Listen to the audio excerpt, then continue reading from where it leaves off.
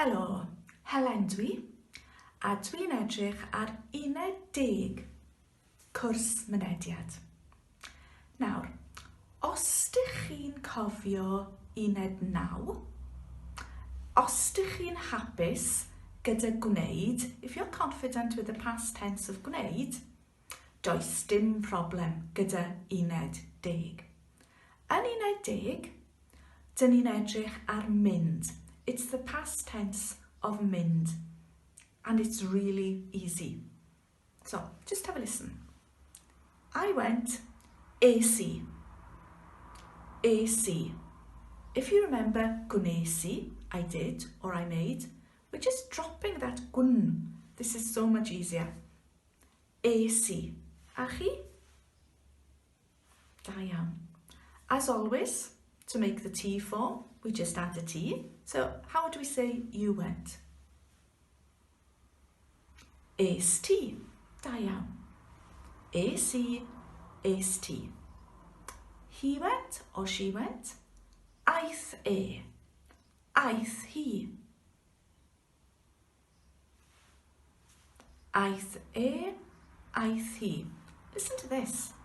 Aeth a bus. Yeah, so not just he and she. Aeth a bus. So you try, the train went. Aeth a train, the taxi went. Aeth a taxi, the post went.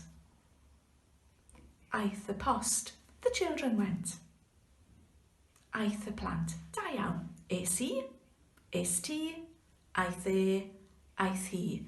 Now do you remember our endings then with ni, chi a nhw are on, och, on, always. So, eitho ni, eitho chi, eitho nhw. A chi?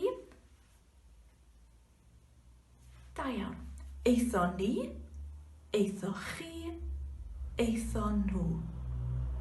Iawn. I went. AC. You went. Est. He went.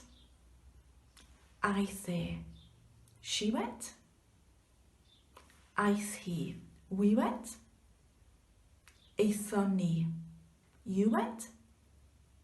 Eitho chi. They went. Eitho nhw. Iawn. Dim treiglad. Da iawn. So to ask the question, we simply use intonation. Aeth e. Aeth e. Eitho nhw. Eitho nhw. And the negative is also really easy. Dim treiglad. AC. AC ddim. You turn these into negatives. Aeth e. Aeth e ddim. Eitho ni. Eitho ni ddim. Est ti. Est ti ddim. Da iawn. Nawr te. We've already learnt dwi'n mynd I. Dwi'n mynd i'r cinema. Dwi'n mynd I siopa. Yeah? Yn Gymraeg, we use mynd I to go to, even with verbs. So, I'm going to say a present tense sentence, put it into the past. Dwi'n mynd I nofio. Es I nofio. Dwi'n mynd I siopa. Es I siopa. Dwi'n mynd I weld ffilm. Es I weld ffilm. Da iawn. The two notable exceptions there, mind, are es I adre, no I, es I adre, ac es I am dro.